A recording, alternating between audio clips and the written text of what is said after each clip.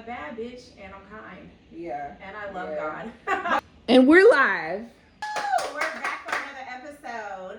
And this is where two best friends navigate life and discover purpose through sisterhood. Yes. I think that if you are ever in a space where you feel like you're in competition with another woman, you are questioning why this hasn't happened for you, you need to also, besides loving yourself, recognize that if you see that happening to somebody, especially somebody that you know, why do you think that that's not possible for it to happen to you? Your time is coming. Like, that's really, I think that when you see there's somebody out there that's living the dream life that you want, I feel like most importantly that should be a reminder that it's very possible for it to happen to you as well. And I think that it does take a little bit of you just checking and acknowledging those reactions or those beliefs that you have in your head, and being like, no, like, it's coming for me. Like, it can happen for me too. Or if you feel like you're hating on a woman, like, let me stop. What can I better about myself? So when another woman who's confident and beautiful walk in the room, I'm not being weird to her and projecting on her. Because you too should be confident and beautiful. And I feel like with me moving to DC, I'll be honest, I had never been in a space where I had been around so many beautiful, educated, confident Black women that there was a moment where I'm like, dang, like, I'm not even that. Like, these women got it together. Talk about a culture shock. Talk about moments where I felt like I was inadequate enough. And it's like, no. So I had to do myself the opportunity, and I owed it to me to pour into myself and figure out how can I better Natalya at the end of the day. It's either you better yourself or you be fucking weird and compete with another woman. These women are not worried about you. No. They're not worried about you. So it's like, how can I better myself? Okay, you boss up. The things that you've been talking about, you go after it. You want to things you've been talking about, do it. You want longer hair. You see everybody in DC wear natural hair. When you start figuring out how to grow your hair, you want to dress better because you feel like everybody is a fashionista around you. Well, you figure out how to dress your body. You want to learn how to talk and be a public speaker. You start doing it. You put yourself out there. It's just like you just have to do it. And the only way to become better is just to better yourself and never compete. It's never you versus somebody. It should always be a me versus me. It should always be, if you are ever competing with a woman, shame on you. It should never be about the woman. It should always be about self. So I feel like that's something that I really learned moving out here, is you just have to be confident in who you are and still learn to cheerlead other people on in the process. Like, don't ever get so caught up in. And it also, I feel like it helps you to extend grace to people. Like, sometimes we just set too high of standards on people, or you know, being in your head of thinking, what do they think about me, and or like, well, she has this background. It's just like, no, everybody is just trying to figure it out. That's it. We're just all trying to figure it out. We're all human, so just treat people with some kindness and some respect at the end of the day, and I promise you that's gonna get you far right there. That's gonna get you so far, because people really get shocked, like, oh damn, you really are just a kind person. And truly, this is who I am. On the other side of that, being a kind bad bitch, how do you deal and navigate with people? Because sometimes when you're a girl's girl, people really do believe you're their best friend. You know, like, so what is the fine middle ground for, like, yes, I'm kind or whatever, but like, I'm not giving you full access to me. Like, I'm still aware enough, like, I have to protect this temple of mine. Boundaries at the end of the day. And I think you have to learn your own boundaries, because everybody has different capacities and things that they're willing to deal with and things that they're not willing to deal with. So I think you have to figure out what is comfortable for you at the end of the day. Like me, I'll say Michelle Obama said this. She was like, I am not the type of friend where you're going to hear from me every day. That is me. I can really relate to that. I think you're probably, maybe my mom, my sister, I think I talk to y'all probably every day. But anybody outside of that, I personally just don't have the capacity. And I know that about myself.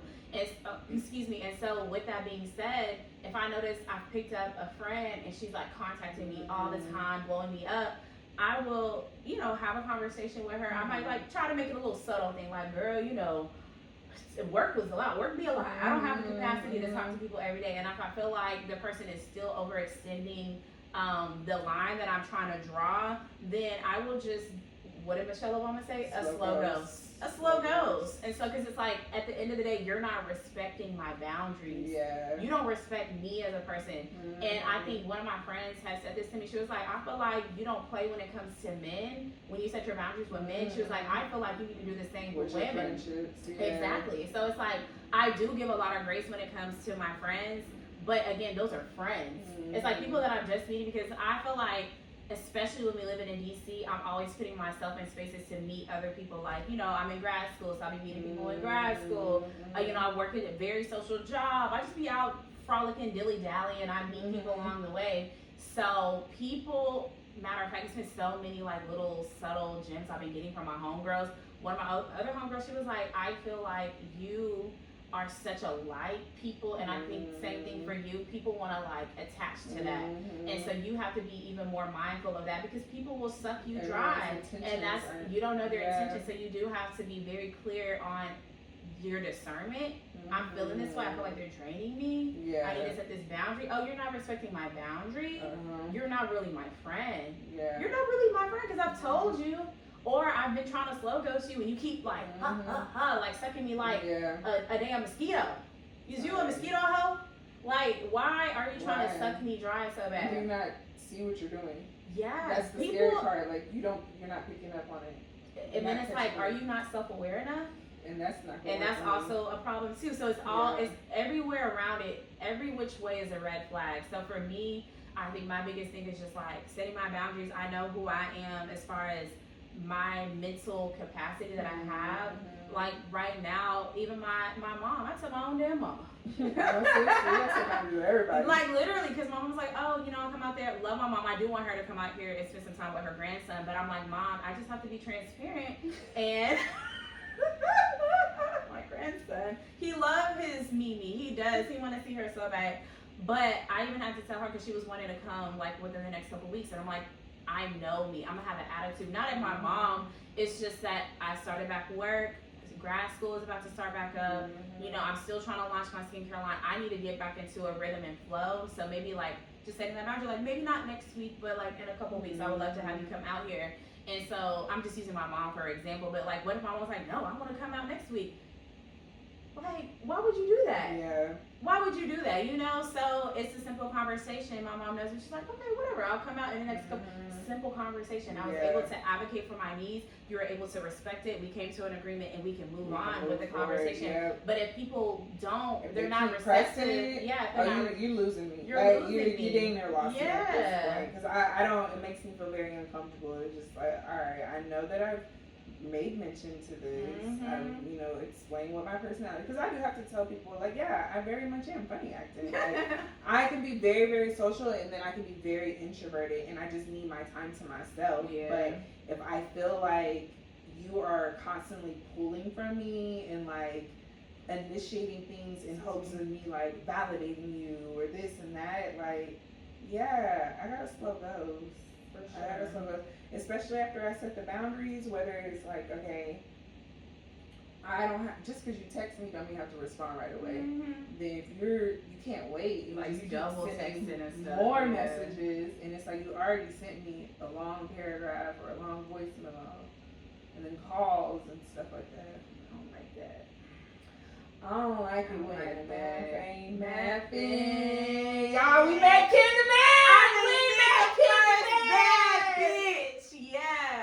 Shout out to Ken the Man. I love that girl down. Speaking of Ken the Man, so I don't know if you've been seeing it. I want to talk about like body for like 2 seconds.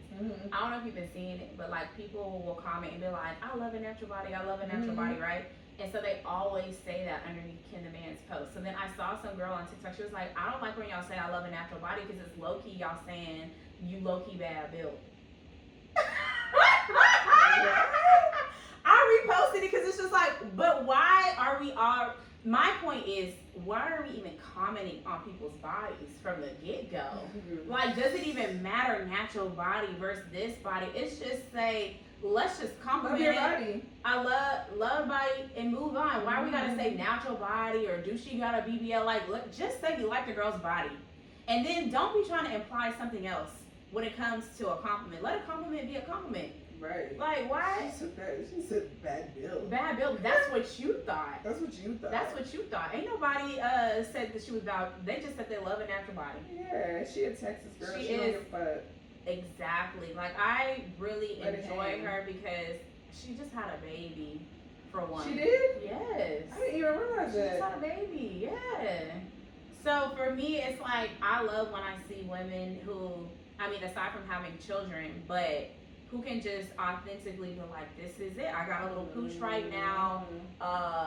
It is what it is. And so I'm like, y'all are shaming somebody who just had a child. And I think we need to get away from the stigma of like bouncing back, because I personally feel like when I have a kid, I may not bounce back. So I don't know what it's gonna look like. It might be a big. Okay, because over the summer I had a time. I'm a little, a little thick right now. And it is what it is. So speaking of not having kids, I love it over here. And y'all can't make me feel bad. Like my God. Did Hawaii. I did Cali. I did New Ontario. York. I did LA. I did New York. I did Dallas, all in less than 2 months. And I know that is a big contribution to me not having kids. I was really reckless with my finances, I can admit. But I don't have any regrets about any dollar I spent on a trip, a flight. Oh, did Kansas City too. Like, I did so many cities in literally a month and a half. It was wild, and I enjoyed every single moment. And I feel like when people ask me why I don't have kids, it's like, do you see a ring on my finger? No, that part, I don't want to be. I don't want to skip that step. I don't want to be financially struggling, a single mom, and all due respect to single moms, but I personally don't want to put myself in a situation if I can avoid it. And being patient and trusting that, okay, God has somebody on the way for me that would want to build a family with me, would want to help me raise some kids and have some stability. Like, this season of my life is so intentional. Like, I'm really trying to build the foundation for my family. I want to be a boss mom. When I imagine myself being a mom, I see a very unconventional wife. Mommy may be in New York for a couple weeks, and then you may have to fly to see mommy with daddy in New York. Like, in New York, I don't imagine myself sitting at the house. I don't know what wives do, but that's not me. I don't know what they do, but that's not gonna be me. And like, the way that I set my life up right now, I know that that's just not in the future for me. And so no one can guilt trip me right now about being 30 and not having kids, because that's just not where I'm supposed to be. I do believe in true love. I do believe that things are divine and that everything happens the way that it's supposed to. And so when I think about partnership, when I think about the man that I'm supposed to raise my kids with, why would I choose the wrong family member? You don't get to choose your mommy, you don't get to choose your daddy, you don't get to choose your cousins, but you get to choose your husband. And I feel like, why would I not be so intentional about the choice of the man that's gonna raise my kids? I have a beautiful legacy just by myself as a solo person. I feel like I'm dope as fuck. I'm out here really making moves. And you gotta ask and then I partner up with a bum ass nigga. What a bum ass nigga. No, I'm not doing that. I'm not doing that at all. So if I have to be patient and wait on the right one, that's exactly what I'm gonna do. And with that being said, until I find that partner, it's nobody. I gotta protect my womb at the end of the day. It's so many spirits, just wickedness. Like, when a nigga wanna get up in there, bad energy. Bad. I rebuke. So I'm protecting my womb right now. This is the best you're gonna get right here as a dog. Okay? Because I love being child free right now. Especially like in my 20s, I felt like I was struggling fighting from off. I told y'all I was having to say no to brunches. I didn't have a pot to piss in. Y'all heard me. She was not saying no to brunches, girl.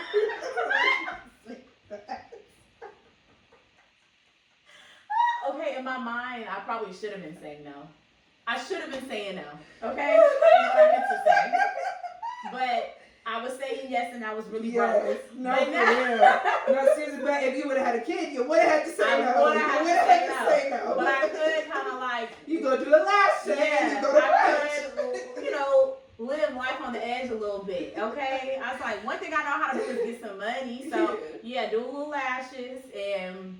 Call it a day. May have to do my hair for a week or two. Yeah. But I feel like if I was a single mom right now, life would look so different. And I really don't think that I would be able to live a quality life because I'm really having to sacrifice so much for my kid. And I know that I'm not in a position where I want to do that. I don't want to be a single mom. I don't want to have to do that. Like, I'm going to enjoy the season that I'm in right now, bask in that, pour into myself, go crazy with my business, go crazy. I actually am not really childless. Because when I walk up in that high school building. No, seriously. Because, like, even my student, I invited her to do a session with me for our BOY.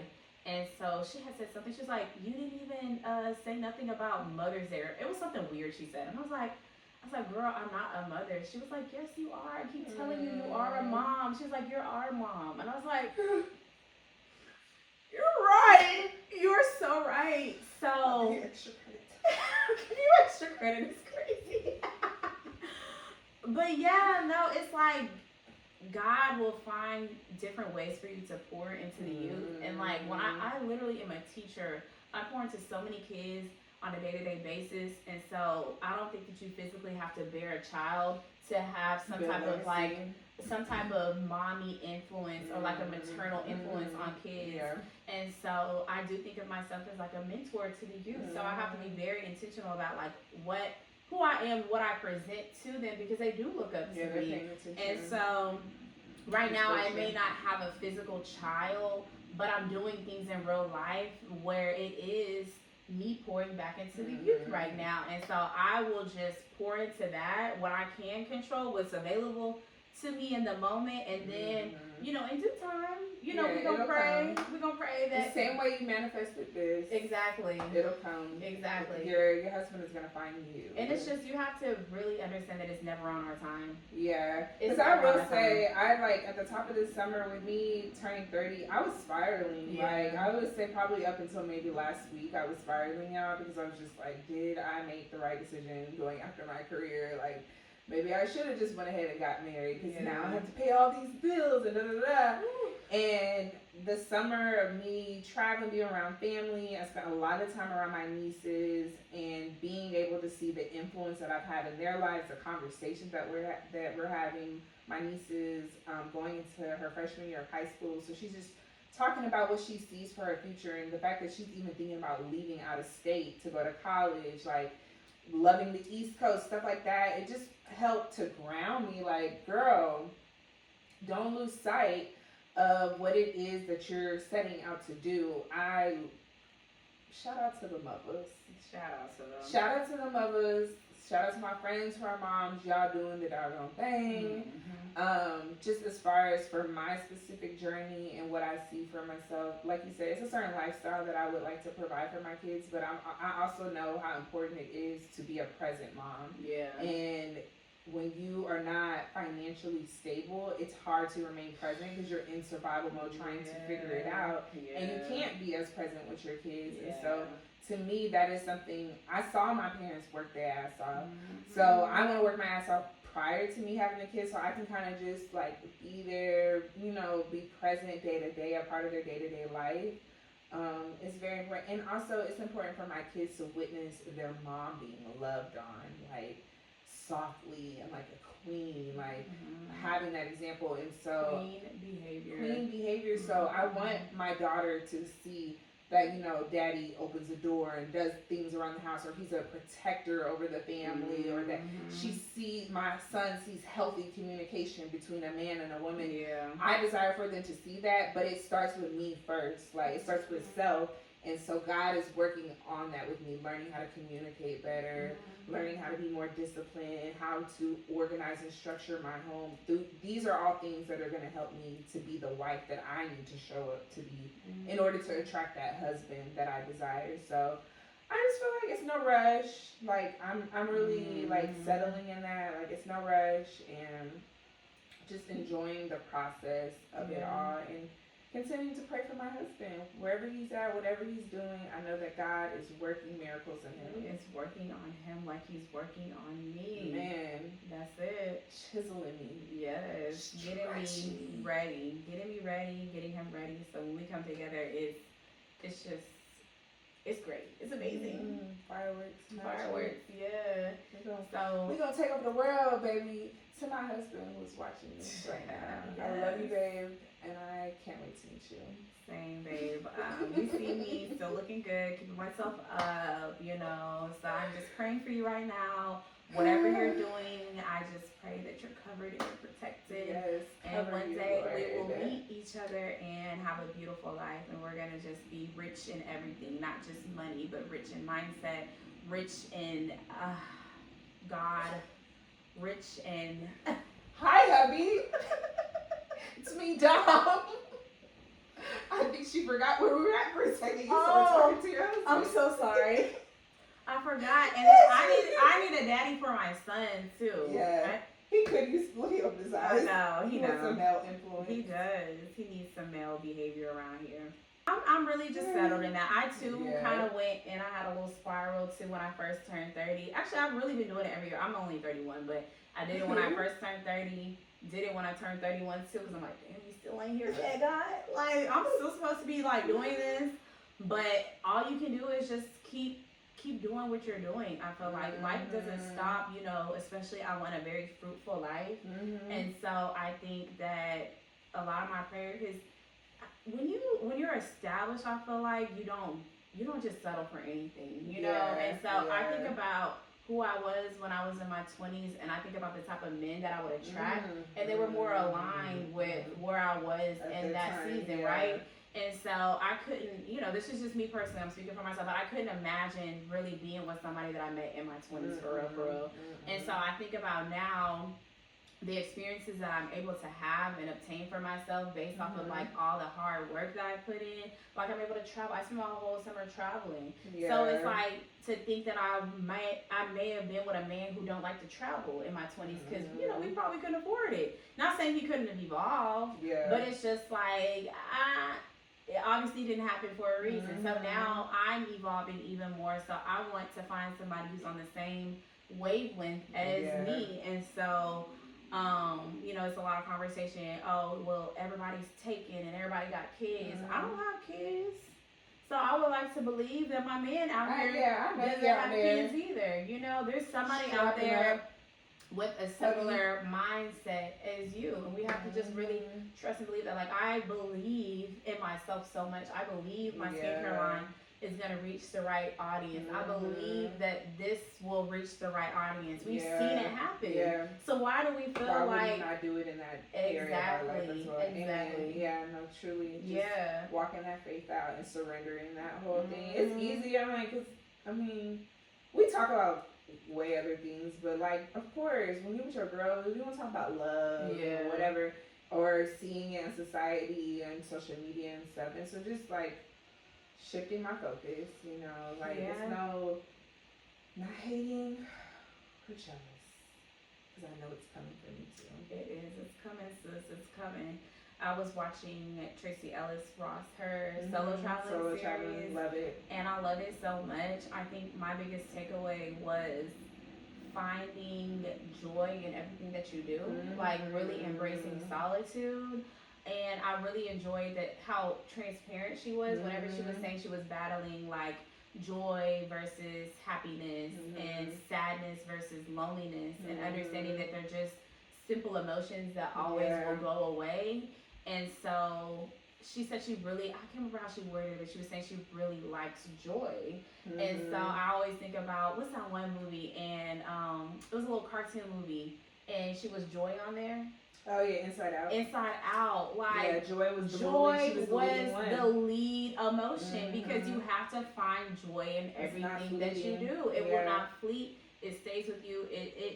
even whenever you are feeling sadness, just have some type of appreciation to understand, like, okay, it's okay to be sad. Yes, I'm human. I'm human. I have emotions. I have a bad day. That doesn't mean that tomorrow has to be a bad day too. And or I'm a sad person. Yeah, or I'm a sad person. There's joy all around me. But yes, in this moment, I'm just experiencing a little bit of joy. But in that movie, joy really was the ruler of everything. It always went back to joy. Yeah. Even when she had anxiety, even when she was experiencing sadness, joy still overtook all those emotions. And I feel like if you live a life where you really can find joy in everything that you do, nothing will stop you. Yeah. Because even like people have been reaching out about what's going on in the city with DC and things like that. And I'm like, I have so much joy that it has not bothered me. Not National Guard where? National Guard. War zone. What? Bombs? No, but I feel immense joy like in focusing in on my day to day. Like I have job security. I have a home with my bills are taken care of. I do have food options. I have water, clean water to drink. Like stuff that we take for granted. Yes, peace of mind. Like I'm in my right mind. So I think looking at life from that perspective has really, it's like I see life from completely different ways now, completely different ways. And then being able to catch yourself too. And it's like, okay, I'm way too overstimulated right now. I feel like I'm waking up and my mind's racing. What works for me? Okay, go to your toolbox. Like, I know I need to meditate. I need to pray. I need to get back into my word. I need to go take a jog. Like, whatever it may be. The fact that I'm doing those things now versus like, crashing out, leaning on substances or whatever else that I used to lean on. I'm like, okay, this was the reason why you had to go through those things because I had to realize like certain things was no longer working for me. Yeah, certain things do not serve me in the same capacity that they once did. And so I realized I like slowness now. I don't want all that yip yap, riff rap, boom, bop, boom. Every day, sometimes I want to listen to a little Leon Thomas and relax and stare at the trees outside. I need that to reset and ground myself. And so, just always remembering that it could be worse too is always a reminder. Like, I think even my job, the students remind me, like, dang, I'm complaining about little trivial stuff. They going through worse stuff than me. And so, again, finding that joy, and I really appreciated her letting us see that journey for us because even she went to Mexico. It was she went to Mexico. It rained the whole time. She went out and she swam in the rain. I was like, this is beautiful. Perspective, because she could have been like, oh, this trip is ruined. But she was like, no, let's experience the rain. And even like her reflection. She got sick too. I'm like, so many things happen in life. And like you said, it's just about perspective and just continuing to keep going and keep it a positive mindset. I think that's also something that I really obtained since I moved out here, was just having a growth mindset. Yeah. I think if I still lived in Texas, I probably, not saying I was ever just like stuck and stagnant, but I think I would have been more inclined to having more of a fixed mindset and feeling like I just gotta get married, I gotta have these kids because that's what everybody else is doing around me. Whereas out here, I've seen so many different walks of life where it's made me realize like, no, you're really exactly where you're supposed to be, and you can change, you can evolve, you can continue to grow. You don't have to be stuck in your ways. It is okay to say, yeah, maybe a couple years ago, this is what I thought, but as of 2025, this is how I feel about certain situations, and not letting other people hold you to that standard. I feel like that has truly helped me out here, because even when my students will challenge me, they'll be like, well, you said we wasn't going to do that. I changed my mind. It's okay to change your mind, guys. Who I was yesterday, I might not even be that today. Yeah. You get to pivot. So I always say, I think one day I'm gonna patent this, but I call it the POP method, the power of pivots. Because I am the queen of a pivot. Like, just like I had a shop that was no longer serving me, I'm gonna be home based. Now when I have a skincare line, oh, I think I'm gonna teach. Oh, I think I want to go back on TV. Oh, like whatever I need to do to find that piece of joy and happiness in my life, because I truly feel like the only thing that's promised to you is death. So why would you want to sit up here and live a life that you don't even find joy out of. Do something for yourself at the end of the day, because this is the only life you get to live.